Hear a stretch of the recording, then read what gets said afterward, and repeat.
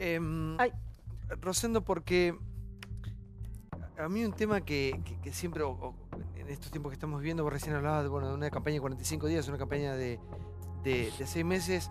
¿Crees que el gobierno después de la marcha del 1 de abril tuvo una cuota de oxígeno extra? Seguro. ¿Inesperada? Seguro. Inesperada por el gobierno, ¿no? El gobierno, esa marcha lo fortaleció, lo reafirmó después de casi un mes donde hay una serie de marchas opositoras. O sea, me parece, no me cabe duda.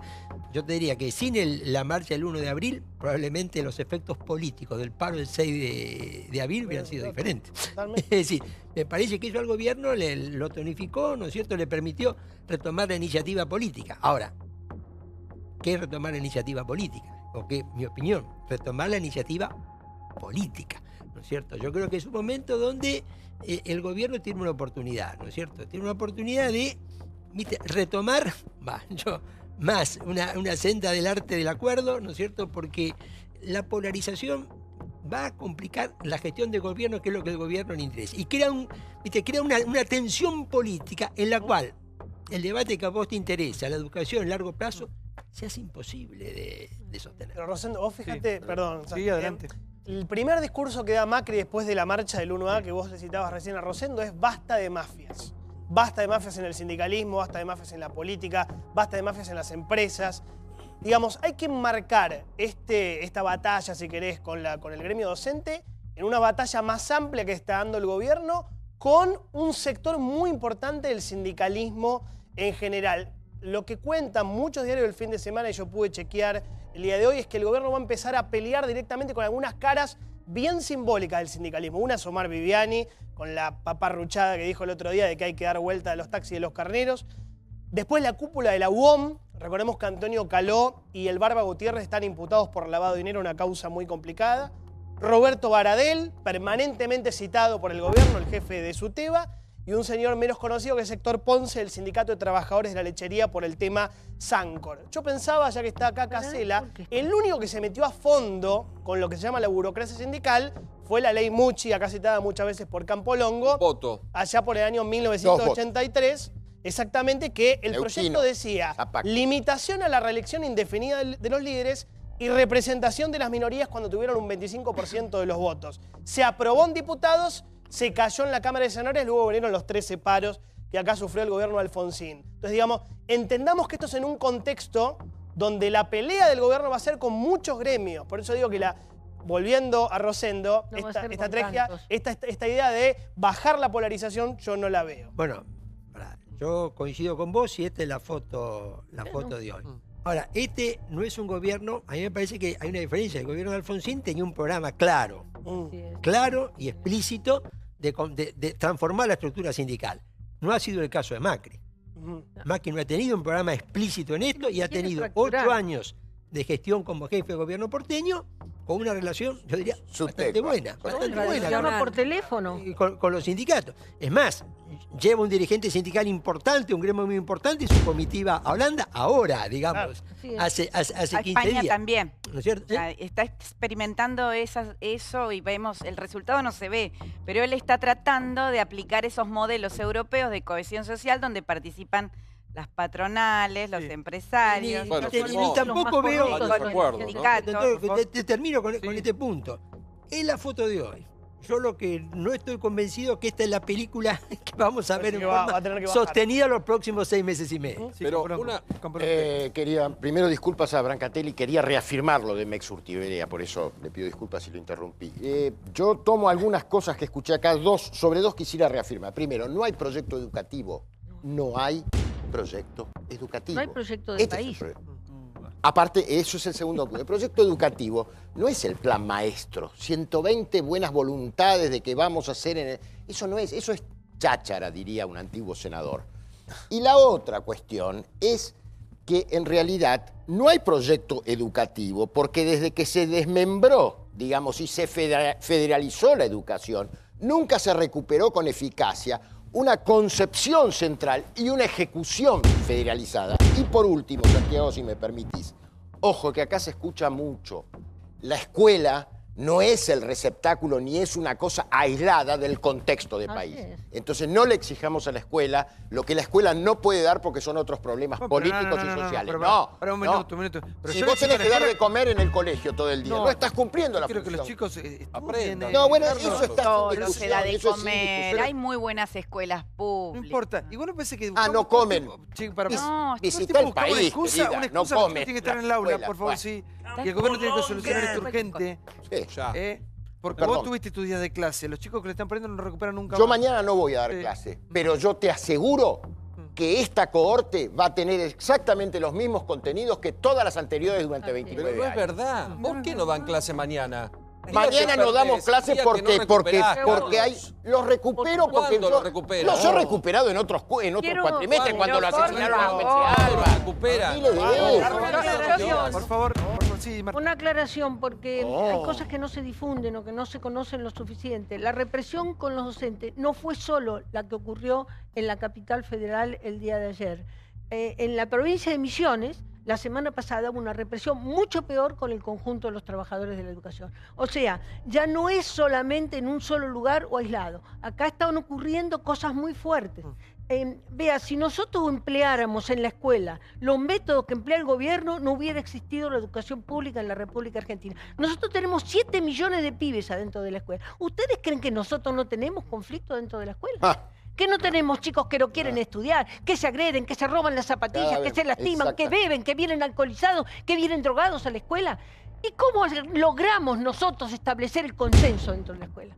¿Cómo logramos nosotros, con la ayuda de los padres, con la ayuda de los directivos, establecer modos de negociación dentro de la escuela para que esto salga adelante? Ponemos una voluntad, sabemos que no hacemos lo mejor, sabemos que la escuela pública no es lo mejor, pero tratamos de salvar lo que podemos. Ojalá los políticos pudieran hacer la mitad de lo que hacen los docentes. Santiago, Petrela.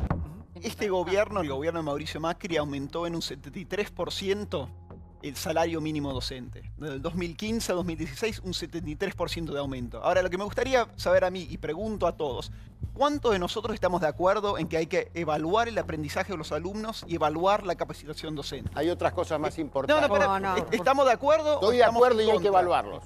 Yo sí. Bueno, la gran mayoría está en contra. de No, acuerdo. yo en la universidad Mirá eso, a ver. estoy de acuerdo que Porque nos hay- evalúen. No, porque hay una realidad. No existe un consenso ni con los gremios ni con gran parte de la clase política. Baradel se opone.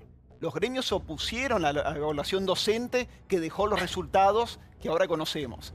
Y cuando yo fui legislador de la Ciudad de Buenos Aires, se creó el Instituto para evaluar la calidad y la equidad educativa en la ciudad. Que está Todo el privatizado. kirchnerismo- Y el Está gobierno privatizado. nacional lo Petrela, que es desfinanció. privatizado Todo eso. Pagó el kirchnerismo- 26% del Por favor. presupuesto para no hacer lo que todo tenía que el hacer. kirchnerismo votó en contra. Y quiero ver ahora que Cambiemos va a presentar un proyecto parecido a nivel nacional. ¿Cómo vota el kirchnerismo?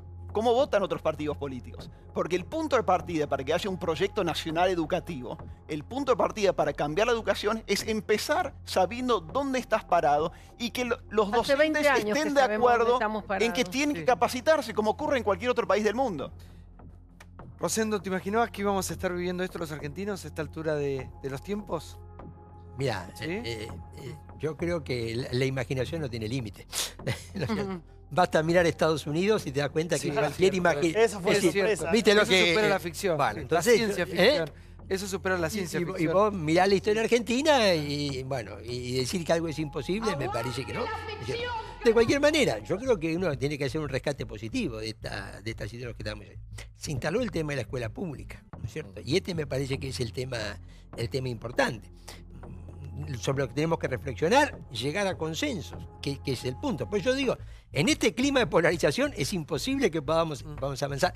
Pero se ha instalado un tema. Me parece que ha habido una toma de conciencia más explícita que en otro momento sobre la escuela pública, la necesidad de reformarla o modernizarla, pero darle prioridad a ese tema. ¿Sabes qué a mí me interesa que ha instalado el gobierno? No sé si a propósito o no le salió. Es grandes debates que nos debemos. Por ejemplo, apartar lo que no es trigo limpio del sindicalismo, ¿no? Es una batalla que no ha podido dar ningún gobierno.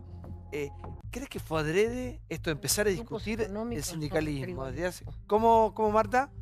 No, digo que no solamente sobre los sindicalistas, Sí. que también tengo serias dudas sobre muchos compañeros dirigentes sindicales. En la República Argentina nos debemos un debate Ujú. fuerte, no solamente sobre los sindicalistas, sino también sobre los dirigentes empresarios, Ujú. sobre los grupos económicos, sobre la corrupción en el país, porque la corrupción nunca es de un solo lado. No es nunca el gobierno el Nada que que es me importe corrupto. más que la Hay corrupción. una Marta. corrupción. Qué bueno que habló de eso, sí. Es una corrupción que está absolutamente instalada entre el que paga el soborno, el que paga las formas de las corruptelas y el otro que las recibe. Pero eso no lo Entonces, votamos. Bueno, digamos, hay muchas cosas que corregir en la República. Por ejemplo, perdonarse 70.000 millones de deuda no me parece que sea el mejor ejemplo de salir de la corrupción.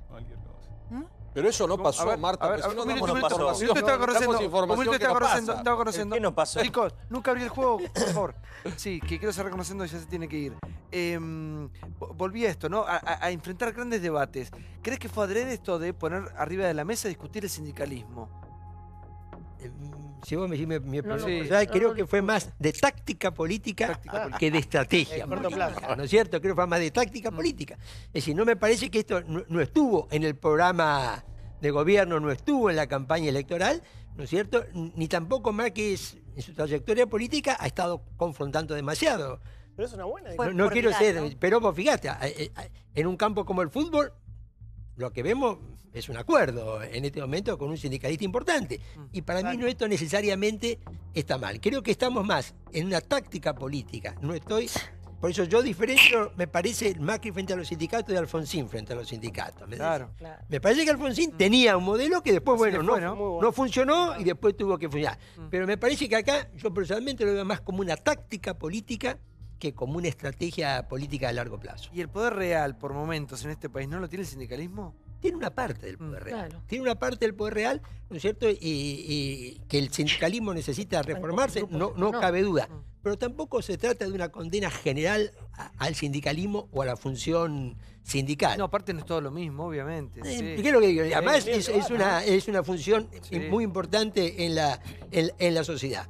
Pero yo creo, acuérdate, mi punto de vista, que lo vamos a ver a Macri en los próximos meses, más cerca que lejos de los dirigentes sindicales. No, porque uno ve a veces, obviamente que no todo el sindicalismo es lo mismo, pero la gente ya conoce los nombres, ¿no? Claro. Pero fiestas en lugares más caros, autos, pueblos privados, digamos, una persona que representa a trabajadores, ¿no?, de un determinado sector, ¿eso pensás que se va a terminar? ¿En algún momento va a haber una depuración del sindicalismo o no? Mira, yo creo que esto tiendo a pensar que se va a corregir, no soy totalmente escéptico, pero esto también deriva de ciertas actitudes de la sociedad civil. Creo que, ¿no es cierto?, sin que acá yo que además no lo pienso, que hay que descabezar toda la dirigencia sindical, cierta democratización interna de los sindicatos es algo necesario. Sí, yo Esto- No, me parece buenísimo. esto sí me parece necesario. Qué Lo que casualidad plantea que el Rafael- gobierno negocia Perdón. con todos los sindicatos, menos con la CETERA, que es el único que no puede comprar.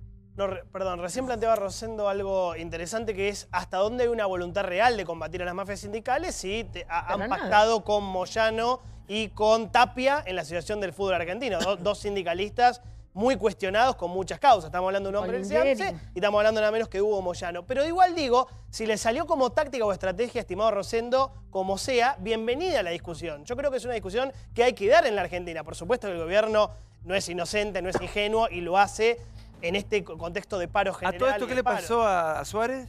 ¿Cómo? ¿A Suárez qué le pasó? Tiene un A problema. Suárez tuvo una cerebral. ACV y bueno, ahora lo que está pidiendo es que le den una excarcelación y lo va a definir la Cámara de Casación Penal. Ahí tenés un Recordemos gran que es una ejemplo, persona Caballo que se Suárez. quedó, supuestamente está investigado con 100 millones de pesos del Sí. gremio de marítimo. Cris- Y al mismo tiempo tenés una investigación de la UOM, por eso digo, no es en todo el sindicalismo, pero es un debate que hay que dar. Antonio Caló, Hugo Curto, el Barba Gutiérrez, por quedarse con 5 millones de dólares desde 1987 hasta 2008 Por eso a través del no tiene Instituto de ningún Seguros problema, Sociedad Marta. Anónima. Hay debates que hay que dar sobre Pero no qué los van, yo representación creo que no tienen los van a dar a trabajadores. fondo porque, por ejemplo, el Caballo Suárez, según dijo Cristina en un acto público, Está era preferido. el sindicalista preferido de la presidenta. Lo mismo sucede con esta cuestión de táctica política que marca Rosendo respecto de algunos otros sindicalistas hoy para el gobierno de Mauricio Macri. Por supuesto que es redituable dar la pelea contra un sindicalista sindicalista como Baradel, que hoy tiene una mala imagen en grandes sectores de la opinión pública,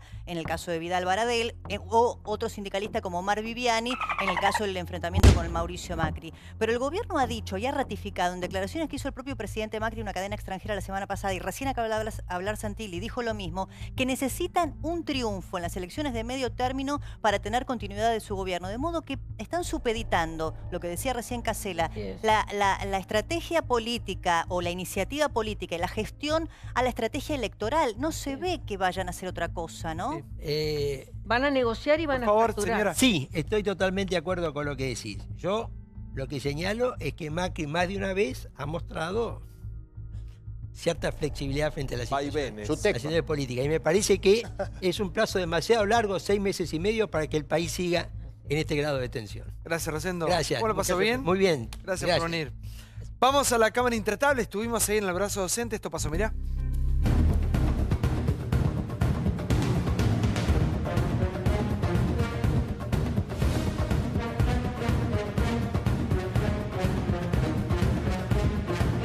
Cuando se cuestionó el tema de la huelga por la situación de los alumnos, y creo que los gremios docentes dieron cuenta de esa situación, buscaron una manera alternativa y fueron reprimidas al instante. Yo sostengo que no se puede decir que estamos en una dictadura, tampoco se puede decir que estamos en una democracia plena.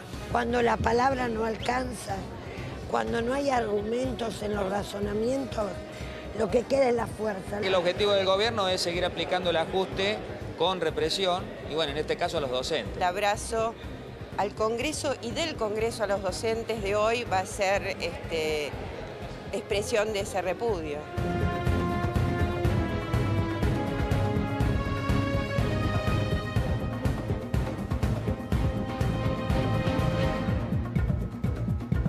Lo que tanto esgrime el gobierno es la convocatoria del diálogo. Los docentes estamos dispuestos, hay que ver si está el gobierno dispuesto. Dejaron construir y levantar esto, ustedes vieron ayer, el 60% estaba levantado y en un momento dijeron se interrumpe porque hay una orden de presidencia para no poder hacerlo. Es ridículo, creo que la que autoriza es la Constitución Nacional. Mauricio Macri está provocando, asume actitudes provocadoras. Hubieran utilizado el fallo judicial para destrabar el conflicto. En vez de hacer eso, realmente agraviaron a la jueza que había resuelto. No hay que aceptar que el gobierno restrinja todos los derechos. El derecho a huelga restringe, el derecho a manifestarse lo restringe, el derecho a poner una carpa en una plaza lo restringe. No tienen argumentos para debatir cara a cara, públicamente, cuál es la educación pública que tenemos hoy y la educación pública de calidad que queremos. ¿Casella cree que el único motivo de este enfrentamiento es la educación o hay otro tipo de interés? Creo que siempre hay otro tipo de interés. Creo que ese es un defecto, porque la educación es un eje central de la organización de cualquier sociedad, particularmente con los antecedentes del valor de la escuela pública en la Argentina, que fue factor de integración, factor de igualdad y que tiene que recuperarse en ese sentido. Creo que si perdemos de vista el valor de la educación para la integración social y para el progreso social, estamos absolutamente confundidos. Sí, Diego. No, yo me pregunto dónde quedan los verdaderos laburantes, porque si hablamos del tema docente, que es una problemática, los centramos en Baradel. Si hablamos de los taxistas, que tienen un problema grave realmente de recaudación, de llegar a fin de mes, los centramos en Viviani. Con cada problemática real, hablamos de si un gobierno va a polarizar y a quiénes va a enfrentar. ¿Por qué no hacemos lo que el gobierno fue en la promesa de campaña? ¿Por qué no se sientan realmente a dialogar y a beneficiar a los laburantes? ¿Por qué no empiezan a tomar medidas que nos favorezcan a todos? Para que no tengamos programa, digo, para que no discutamos, para que estemos todos de acuerdo. A mí me encantaría decir y hablar bien de un gobierno y decir que hace las cosas bien. No hay una noticia buena, todo es pelea, todo es confrontación. Antes se sacaban la fotito en la carpa blanca frente al Congreso y ahora mandan a la policía a reprimir. ¿Por qué no se dejan si tanto alentaron a terminar con la grita, ¿por qué no se sientan a dialogar verdaderamente? No al cafecito falso. Una pregunta, Santi. Sino a laburar por la gente y para la gente, pero, que todos estemos de acuerdo. Hay un problema. Los taxistas lamentablemente tienen que estar bajo el paraguas de un anacrónico como Viviani. ¿Qué hicieron? Salieron a laburar. Los docentes, el 72% dijo levantamos el paro, cuando el señor Baradel lo único que dice 35 o paro. Entre paréntesis, porque Pablo, después no lo pude decir. Era una opción a esto. Bueno, Diego. Y los mataron a palos. Entonces, ¿de qué hablamos? Pero perdóname, porque había que cumplir con una normativa. Las dos personas que quedaron detenidas no son maestros. Una persona con antecedentes policiales, uno de los que quedó detenido, que creo que lo tiene Jonathan ahí. La otra, un comunero que formó un frente con Heller. No fueron dos maestras de blanco que fueron detenidas. No justifiques. No, tenemos un tipo con antecedentes policiales. No justifiques un chorro. Creo que el peligro de las crisis cuando se extienden, esto me hace acordar un poco al conflicto con el campo, donde no gana nadie finalmente. No ganaron en ese momento los productores ni el gobierno. Ahora, por el otro lado, digo, hay reclamos legítimos. En todas estas últimas semanas hemos visto cantidad de protestas, de paros, de actos, de piquetes. Pero al mismo tiempo hay como una voluntad general de toda esa fuerza en la calle de ir contra un gobierno, ¿no? O sea, eso queda claro y de alguna manera lo del 1 de abril fue como una especie de, me parece, de contracampana, como para decir... De ligar este gobierno a una dictadura. Sí. Que digamos la clase media lo que votó fue porque estaba extenuada de todos esos excesos. Y algunos de esos excesos se volvieron a ver en la calle en esta semana. Por lo cual, bueno, está la paradoja si esto finalmente es funcional al gobierno. Todo este lío que hay. ¿Particularmente qué crees? ¿Cómo? ¿Particularmente qué crees que funciona? No, particularmente creo que no, digamos, el gobierno tiene la obligación de arreglarlo, de sentarse primero. En votos te hablo. ¿Cómo? Sí, en votos, sí. Sí, obviamente. Sí, Johnny. Sí, porque ratifica su línea de pertenencia con su núcleo duro, con su 32-34% que fue el que sacó Macri en la primera vuelta. Me gusta que el kirchnerismo hable de pacificar la sociedad y de que no haya más grietas. Me parece extraordinario. Me hubiera gustado que lo digan en su momento. Él les agarró un ataque de dividió cada una de las instituciones de la sociedad. Pero igual suma un montón. Después, obviamente, está el tema, lo que decía Paulo, de los antecedentes penales de uno de los maestros que, bueno, fue detenido, que es Juan Manuel Mauro, que tiene tentativa de robo, tenía tentativa de robo y, bueno, terminó nuevamente detenido por el tema de la instalación de la carpa docente. Y respecto a si van a frenar o no el gobierno, les quiero contar que no, porque está avanzando en estos momentos otra vez la idea de quitarle definitivamente la personería gremial a SUTEBA, el gremio de Roberto Baradel. ¿Por qué? Por no acatar la conciliación obligatoria, esta idea de parar 15 días el paro, o sea, suspender el paro. El Ministerio de Trabajo Nacional ya abrió el trámite, lo hizo la Dirección Nacional de Asociaciones Sindicales, Baradel todavía no hizo el descargo, si no me equivoco le quedan 2 o 3 días, le quedaban 5 hábiles la semana pasada, o sea que le quedan 2 o 3 días, y la idea es avanzar contra sacarle la personería. ¿Será un error esto, Marta? Es una amenaza que se ha proferido históricamente. Descontar los días de paro, que después se devuelven, quitar la personería, sancionar, poner multas significativas. Es una avanzada, digamos, para presionar, que utilizan los gobiernos habitualmente. Este no es el único que lo ha utilizado, ¿no? Generalmente no se concretan, pero yo no creo que sea una solución. De ninguna manera pienso que la presión, las sanciones... ¿Y cuál es la solución? Yo lo dije, lo manifesté con claridad. El consenso se construye con diálogo. Ahora, un gremio si no hay diálogo, jamás puede haber consenso. No, yo me pregunto, un gremio, ¿no? Sea docente, cualquier otro gremio, ¿no tiene que respetar las leyes de su propio país? Por ejemplo, la conciliación obligatoria. Pero ¿cómo no? Por favor. Por eso es una pregunta que parece muy absurda, pero se lo pregunto porque hubo conciliación obligatoria en la provincia de Buenos Aires y los gremios docentes de la provincia no lo acataron. Sí, a ver, el tema de la provincia de Buenos Aires no fue un solo sindicato, fueron todos. Y la conciliación obligatoria deviene, o sea, se produce cuando no se han agotado los espacios de negociación y cuando se han resistido los espacios de negociación. O sea, no hay un solo sector que incumple la ley. Hay otro sector que incumple la ley primero, como pasa con el gobierno nacional. Ahora podría convocar a conciliación obligatoria. Le recuerdo que no llama a negociación y después que no llama a negociación obliga o pretende o concluye que los maestros están en Perdón, pero yo le recuerdo que en 2 oportunidades cuando la provincia de Buenos Aires citó a los docentes para hacerles la propuesta, no se presentaron. Entonces, ¿cómo se puede negociar si uno llama y ni siquiera se siente a escuchar para decir no? No, pero a ver, se los citó si levantaban el paro. No, pero se está por favor, lo nacional con lo provincial. Repito, yo lo único acá que me suena y que me queda, que es lo que me importa de todo esto, porque lo demás es espuma, es que a los sindicatos, en especial a Baradel, le ha servido para ascender en su carrera política. Y a partir de ahí hay un uso. Los sindicatos han hecho posible ser presidente de clubes de fútbol, ser CEOs, muchos sindicalistas son empresarios, y han utilizado a las bases para llegar a ese lugar donde llegaron. Hoy siguen defendiendo a este señor Baradel, que está dado de baja porque no lleva 3 declaraciones juradas de impuestos sin presentar. Lindo ejemplo para los chicos que hay que cumplir con la ley.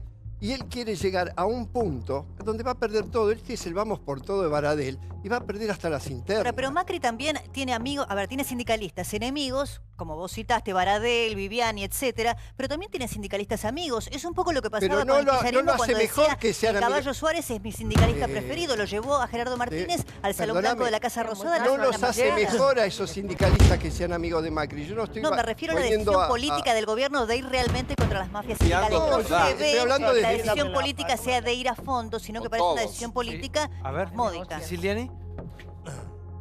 Me parece que desde el rol docente, desde mi mirada docente, tenemos que aprender que la violencia y el conflicto hoy es un modo de organización social y que es imposible pretender que el conflicto se diluya o se reduzca para después poder empezar a ponernos de acuerdo.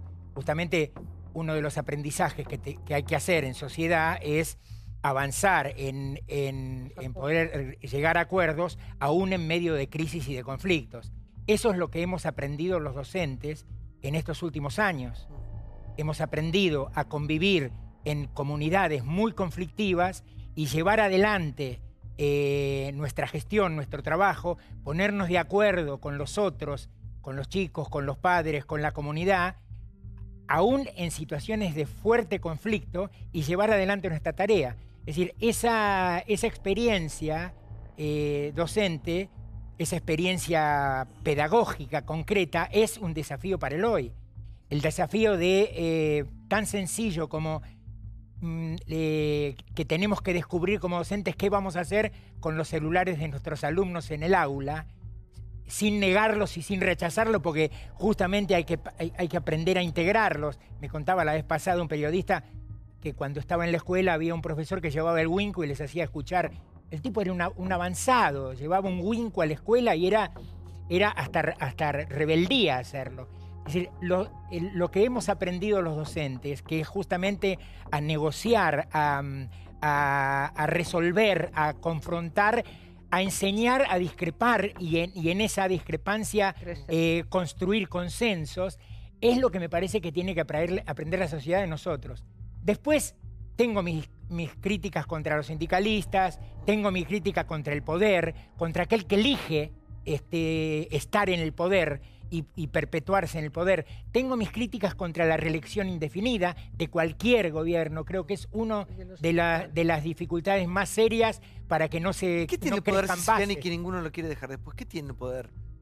¿Por qué la perpetuidad? Y Leonardo Boff, el capuchino, el franciscano brasilero, decía que, y hablando de las propias comunidades católicas, ¿no? Decía, es más fuerte que el sexo, más fuerte que la droga, es más fuerte que sentirse y construir sobre uno mismo una imagen que esté por encima de todos. Y eso tiene la fuerza justamente de ser y creerse lo mejor, el dominar cualquier situación, inclusive situaciones que están fuera de nuestra pienso en estos líderes mesiánicos, ¿no?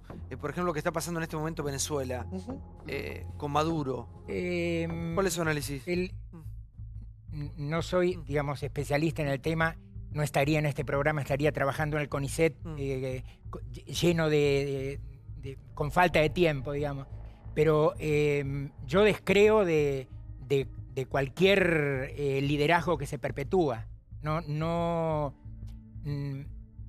es mi manera de apoyar al desarrollo de una sociedad. De hecho, la democracia es la alternancia, ¿no? Yo creo que la sanidad, claro. Porque permite que justamente en las bases crezcan, se fortalezcan, se capaciten, compitan, lleguen a un lugar y que después, bueno, entreguen y esperen hasta... ¿Y por qué nos cuesta tanto a los argentinos soltar todo el tiempo el pasado? Porque en este programa conviven muchísimas opiniones todas las noches y todo el tiempo terminamos volviendo a Perón o o a Balbino, a Frondizi, o más atrás todavía. Yo estuve la semana pasada, la otra semana estuve en Paraguay una semana visitando a mi hija, que es religiosa allá, y dando unas jornadas. Y no pueden evitar remitirse a 140 años atrás en la Guerra del Chaco.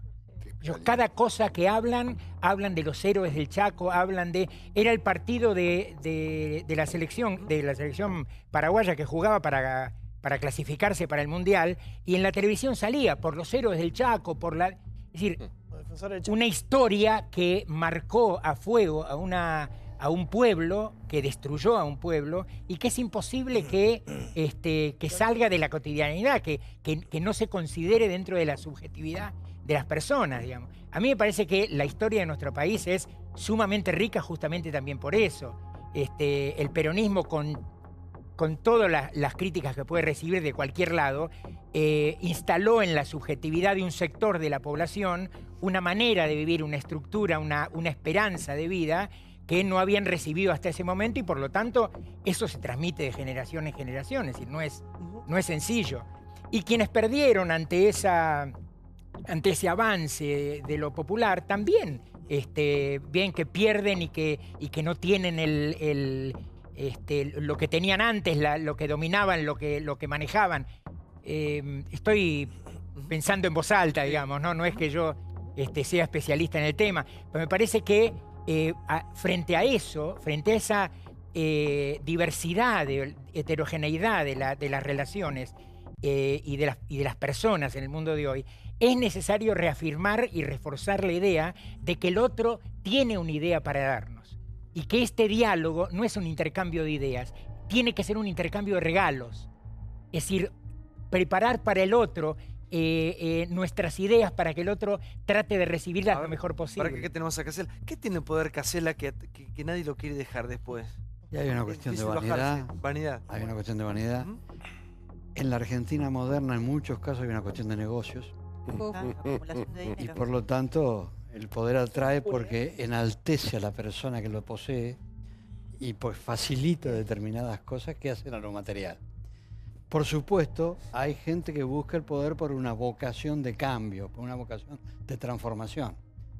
El poder como instrumento para transformar, para mejorar la sociedad, para cambiarla. Pero digamos que en ese sentido la sociedad argentina ha retrocedido, hemos retrocedido desde el punto de vista de la calidad de la visión del poder. Se ha vuelto mucho más pragmática la visión del poder en los últimos años en Argentina.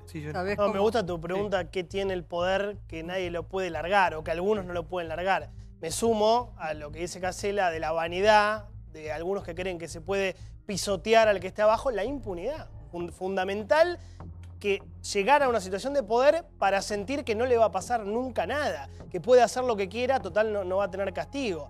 La alternancia, vos decías, es la base fundamental de la democracia, pero también la división de poderes, porque si no te termina pasando lo que pasó con Maduro en Venezuela, que una sola persona te maneja el Poder Ejecutivo, la Corte Suprema, el Parlamento, los medios, los sindicatos y las Fuerzas Armadas. Todo eso junto. Eso ahí automáticamente deja de ser una democracia porque un solo tipo te maneja absolutamente todo el poder. Eso es dictadura. El poder igual en democracia, el poder igual en democracia termina aislando a los poderosos.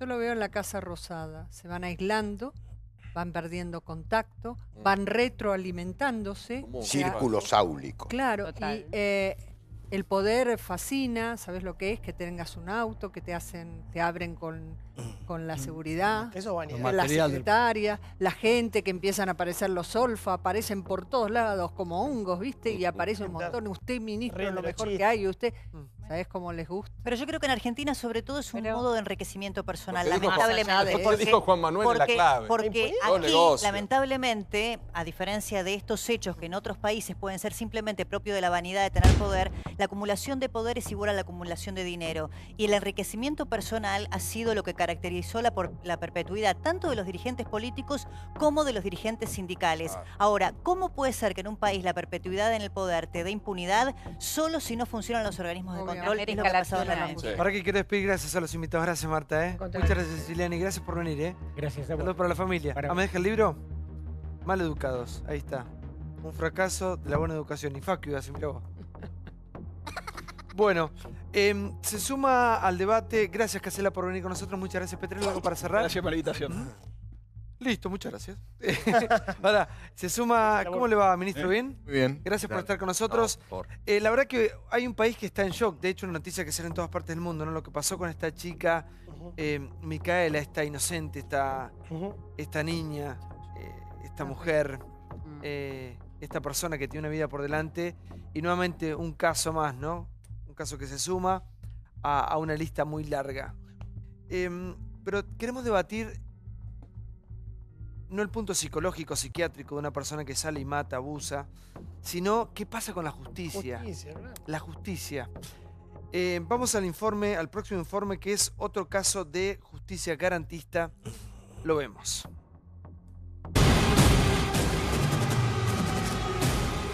Cuando la justicia beneficia al delincuente. El asesinato de Micaela García revive la discusión sobre la doctrina garantista que tiene al ex juez de la Corte Suprema, Raúl Zaffaroni, como uno de sus más conocidos impulsores. Tristemente, no es el primer caso en donde el accionar de los jueces premia con la libertad condicional a condenados por graves delitos quienes, una vez en la calle, vuelven a reincidir. Da la impresión que hay una política vindicativa demagógica que no hay que soltar ningún preso. Era una hermosa chica por dentro y por fuera. Habrían activado el redial del teléfono de la víctima y dio con la empresa de remises en la cual el principal sospechoso estaba trabajando. El remisero y el Rosa, que es digamos un secuaz de él, nunca tenían que estar en la cancha porque los dos son exconvictos, uno por el tema de abuso, condenado, y Carroza por asesino por haber matado y quemado a toda una familia. El juez de ejecución penal Axel López no fue destituido. El magistrado estaba acusado de liberar a un condenado por violación que luego cometió un asesinato. Es otra trompada más de la justicia. El Tribunal de Enjuiciamiento de Magistrados de la provincia de Buenos Aires suspendió en su cargo al juez de garantías número 3 de San Isidro, el doctor Rafael Sal Lari. Dejó en libertad a peligrosos delincuentes, violadores, asesinos. Esos violadores y asesinos volvieron a reincidir cuando él los libera. Un juez que no tiene sentido común. Uno de los principales, digamos, acusados por el asesinato de nuestro papá había sido liberado por el juez Salari unos meses antes. El juez Schiavo decidió otorgar otra pulsera electrónica para otro abusador sexual. Dejó a un violador de una nena de 13 años a quien la agarraron in situ allí abusando de la menor. También le otorgó esta posibilidad a un violador serial, lo habían reconocido, 3 chicas. Yo denegara una morigeración porque digo que me parece que la persona es peligrosa, sería dictar una resolución contraria a la ley. Convocan a una marcha para repudiar la decisión del juez Juan Sebastián Galarreta de otorgarle el beneficio de la libertad condicional a Rubén Galera. Si no hubiese salido, no hubiese pasado lo que le pasó a nuestra compañera. ¿Usted se equivocó, sí o no? No, yo no creo haberme equivocado. Bueno.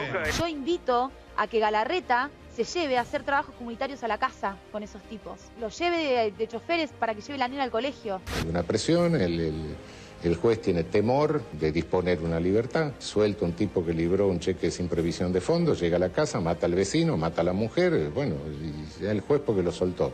Es un criterio de causalidad material que es completamente absurdo, ¿no? Fíjate qué perverso, ¿no? Porque al liberar a Wagner, el juez... Esa es la palabra, sí. Perverso. El juez Rossi, Carlos Alfredo Rossi, no nos vamos a cansar de nombrarlo. Hay que mostrarlo, pongamos mucho la foto, sí. Sí, está reconoció que no estaba liberando a alguien rehabilitado. Yo acá tengo el fallo donde dice, bueno, en definitiva, más allá de lo que digan los peritos, yo hago lo que quiero, le impuso abstenerse de frecuentar lugares nocturnos, consumir alcohol y estupefacientes. Y punto número 2, y esto es fundamental, Rossi, Carlos Alfredo Rossi, debe realizar tratamiento psicoterapéutico a Wagner, al asesino de Micaela, por su problemática de violencia sexual y adicciones. ¿Entendés? Okay. O sea, el tipo está liberando a una persona que todavía no había terminado su tratamiento psicoterapéutico de violencia sexual y adicciones. Igual yo creo que sería un error nuestro quedarnos solamente con Rossi y hay que entender que detrás de esto hay toda una ideología abolicionista de hace muchos años en Argentina. Obviamente que el mayor exponente es Zaffaroni, pero quiero recordar que cuando se le hizo juicio político al doctor Axel López, y lo defendió Zaffaroni, ¿quién si no? Su abogado defensor fue Zaffaroni, el doctor fue absuelto por el Consejo de la Magistratura. Axel López, el mismo que liberó al asesino de Soledad Barnia, ya sabemos quién es Axel López, quedó absuelto por el Consejo de la Magistratura. Ministro, buenas noches. ¿Qué tal? Buenas noches. Bueno, choqueados, pero siempre estamos choqueados cuando se podría haber evitado. Sí, claro. Entonces siempre terminamos cayendo en la misma trampa. ¿Hasta cuándo? A ver, yo creo que hay un debate previo al de los jueces, que es la ley, nuestro Código Penal. Yo creo que llega el momento de plantearse si los homicidios, los delitos contra la integridad sexual, el secuestro seguido de muerte, tienen que tener la posibilidad de libertad condicional. Y no tienen que tener penas de cumplimiento efectivo. Es decir, que si una persona somete a la ausencia eterna a una víctima, a una familia, nos pongamos en la mirada de las víctimas y que las penalidades que se den en el caso, por ejemplo, de homicidio o, por ejemplo, de violación, sean de cumplimiento efectivo. 25 años, 25 años. 15 años, 15 años. Perpetua, Vieron lo que pasó con Graci también, ¿no? Hoy le bajaron. Claro, el 2 por 1, Sí. que es otra de las posibilidades. Ahora, que pero da la el misma artículo justicia que 24 dice que es del un Código pedófilo Penal. es la misma justicia que le da estos beneficios. Porque lo dice es el una Código locura. Penal. Porque lo dice el Código Penal. O sea, lo que evidentemente hay discrecionalidad en los jueces, porque pueden incluso no llevar, digamos, no acompañar un dictamen del servicio penitenciario. Pero el Código Penal lo permite. Eso es lo que hay que entender. Es una locura. Cuando alguien está sentenciado a perpetua, a los 35 años tiene el derecho a la libertad condicional. Ahora, la persona que mató en una perpetua, en un homicidio, está condenado a ausencia eterna. La familia tiene ausente para toda la eternidad a la persona que mataron. Y esta persona a los 35 años vienen y te dicen, bueno, pero ¿cómo puede ser que no se le pueda reivindicar el derecho? Matizamos al... Entonces, el Código Penal, el artículo 13, permite las libertades condicionales en todo tipo de delitos. La propuesta es que a partir de la reforma que se está planteando en el Ministerio de Justicia de la Nación, en los casos de homicidio, en los casos de delito de integridad, contra la integridad sexual, en delitos de, por ejemplo, secuestro seguido de muerte, no haya posibilidad de libertad condicional. Eso es la ley la que lo tiene que determinar y es una reforma en el artículo 13 y el artículo 24 del Código Penal. Porque pienso en este caso, pienso en esta joven, esta chica. Lo que va a pasar con Wagner ahora es que va a pasar unos años de preso y seguramente algún juez en algún momento va a decir, bueno, ya está, te libero. Van a pasar 3, 4, 5, 10 años. Pero su familia ya murió. Pero claro, por eso a mí me parece ella, ¿no? que hemos desequilibrado la balanza. Nosotros durante muchos años estamos mirando exclusivamente a las víctimas. Bueno, Carolina Píparo lo dijo... A las víctimas no, a los victimarios. Carolina Píparo lo dijo sentado ahí, disculpe, ministro. Dijo, empecemos a hablar de víctimas y victimarios. A Carolina Píparo le dispararon cuando se le habían robado la plata en su panza con 8, casi 9 meses de embarazo. Exactamente. Bueno, hay una cantidad de entidades que están haciendo escuchar su voz, como Usina de Justicia, como las Madres del Dolor, y están reclamando algo que es elemental, que es que la víctima forme parte del derecho penal, forme parte del proceso penal. La víctima es la gran olvidada del proceso penal. No se la escucha, no se la informa e incluso no se la asiste. Esta es la decisión política que, por lo menos en el caso de María Eugenia Vidal, ha tomado para que forme parte del Código Procesal Penal y de hecho estamos modificando el Código Procesal Penal enfocándolo en las víctimas. Pero Ahora, es claro, y termino, que los jueces tienen responsabilidad, pero también la ley.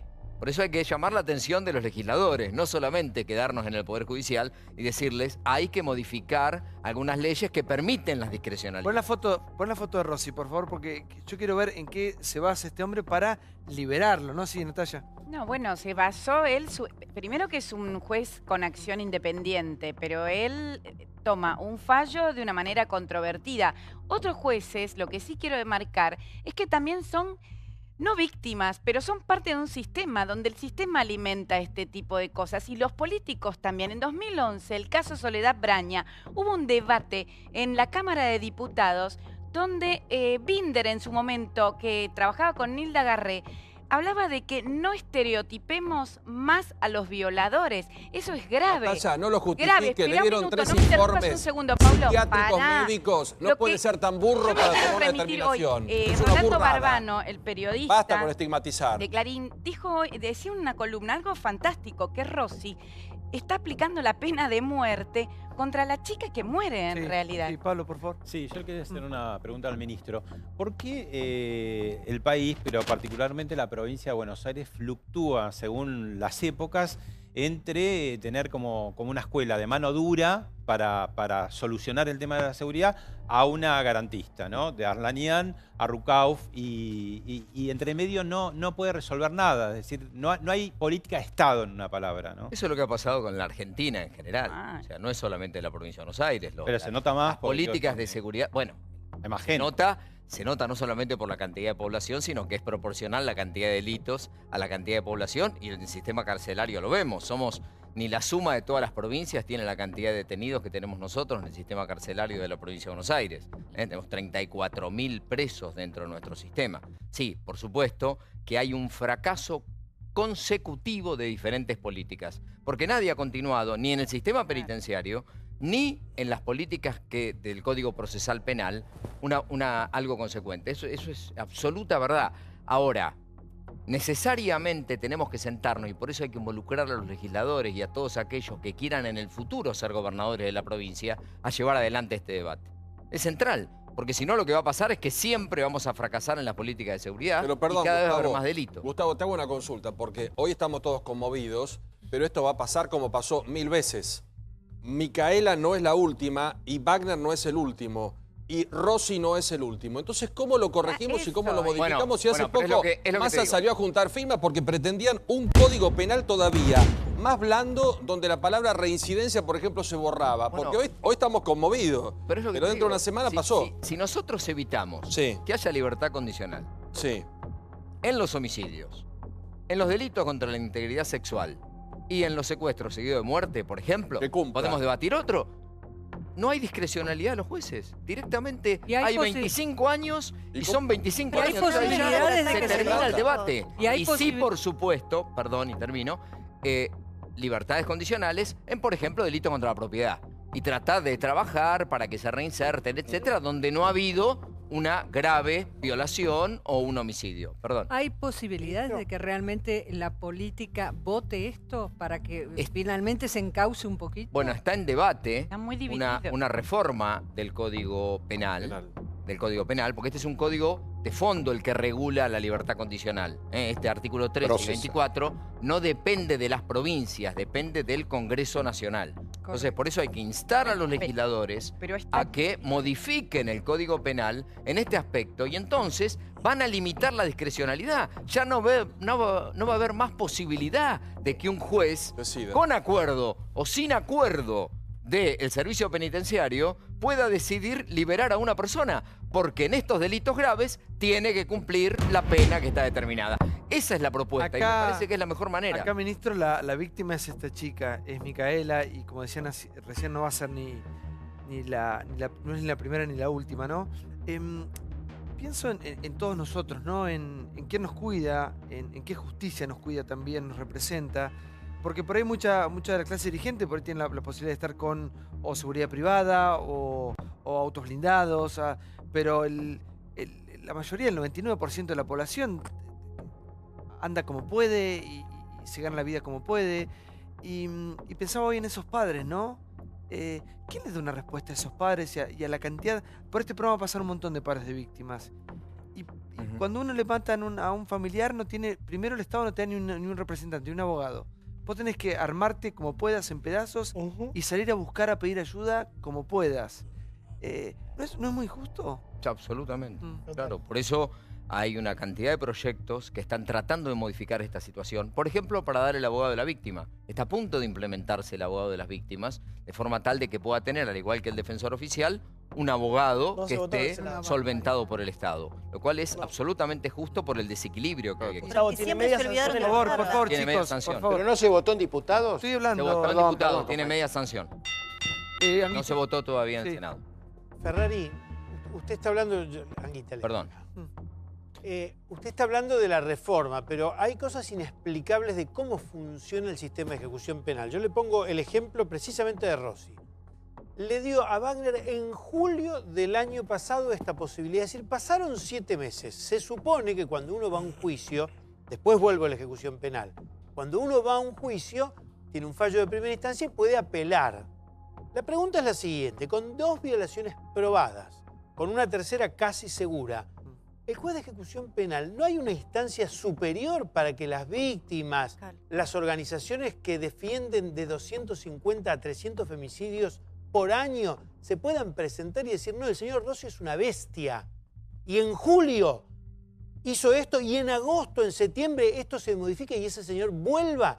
Porque las leyes sirven, pero también tienen que tener mecanismos de cierta rapidez para poder modificar situaciones que son tremendas. Bueno, eso es lo que se está incorporando tanto en el Congreso de la Nación como en la reforma del Código Procesal Penal de la provincia de Buenos Aires, y ya existe también en algunas otras provincias que están reconociendo este derecho, por ejemplo, a los familiares de las víctimas, que es la posibilidad de apelar, la posibilidad de intervenir, incluso de ser informadas cuando alguien va a ser liberado.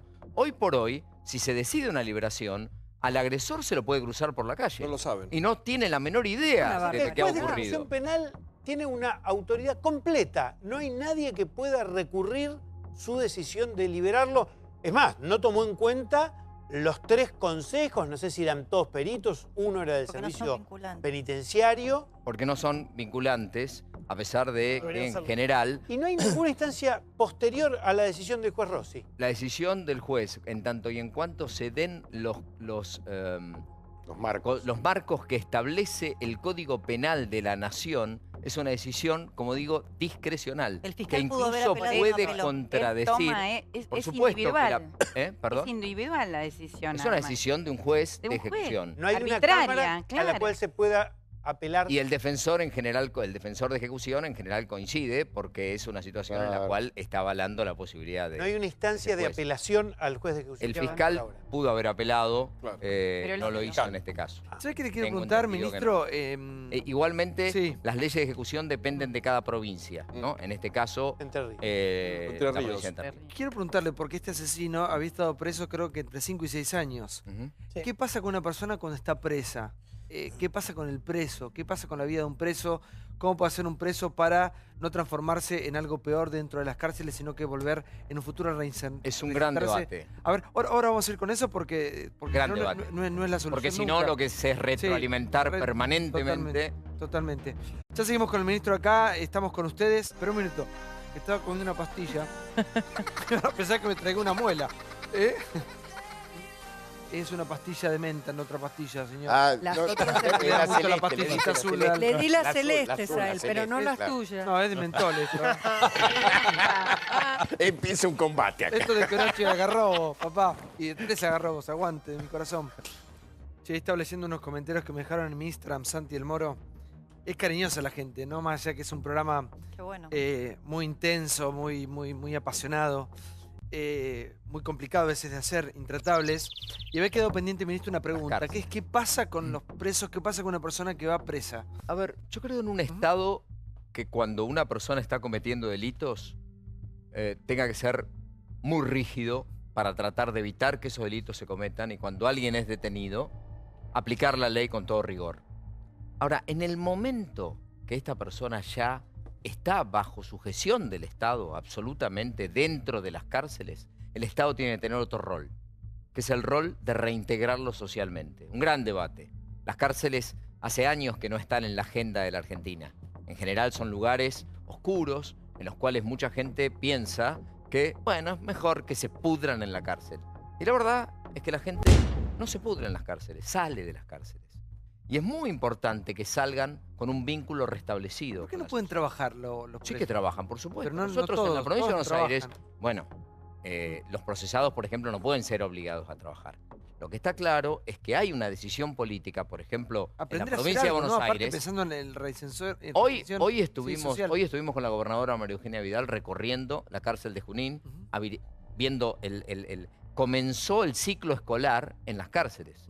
Y de hecho, fuimos a ver todos los alumnos de primario, de secundario. Qué paradoja, la escuela pública no arranca y trabajando además trabajando en las escuelas de artes, de oficios, tratando de ver cómo avanzamos en tecnicatura. 77 talleres se abren este año en la provincia de Buenos Aires. 77 en las 55 cárceles. Y de hecho, estamos con producción de una cantidad de elementos que estamos viendo si el año que viene ya empiezan a venderse públicamente. Pero el hecho es decir que a través del trabajo, de la educación, del deporte, la persona tiene que reintegrarse socialmente. Hoy, casi el 50% de las personas que pasaron por la cárcel vuelven.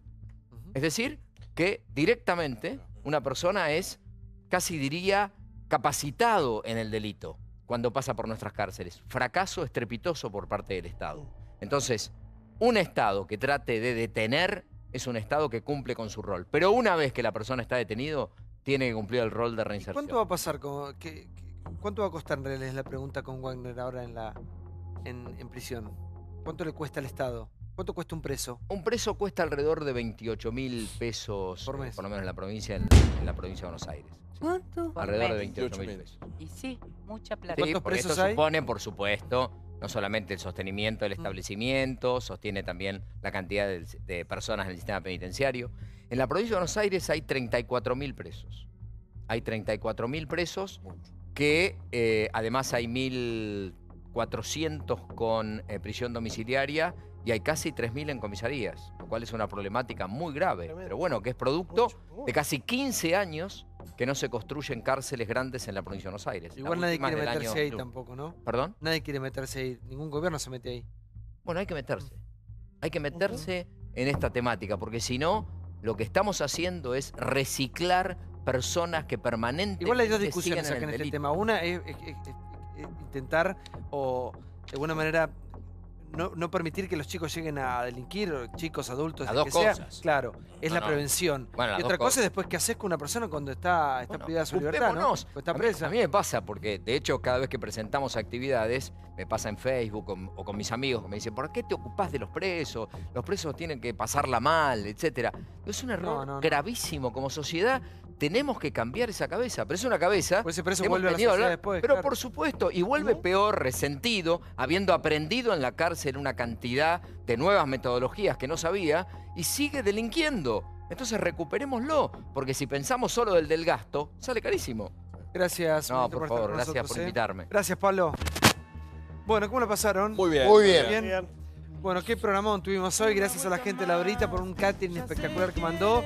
Gracias a la gente de 1 Million de Paco Rabanne, espectacular. Mi perfume, como siempre, 1 Million Privé. Tengo el 1 Million, buenísimo, de Paco Rabanne. Y como siempre, impecable también la ropa. Mira lo que es el saco divino de Liguria de hoy. ¿Todo bien, señor? Excelente. Este es excelente. Excelente. Le voy a regalar, Campolongo. Gracias por seguir con nosotros durante toda la noche, durante todas las noches aquí en nuestra casa, aquí en América. Sigan con América, sigan con Animales Sueltos. Mañana pegaditos al norte. Estamos 20:30, como cada jornada, aquí en nuestro lugar de trabajo. Y por supuesto, vos que sos la protagonista de cada noche, Intratables en la pantalla de América. Hasta mañana. Chau.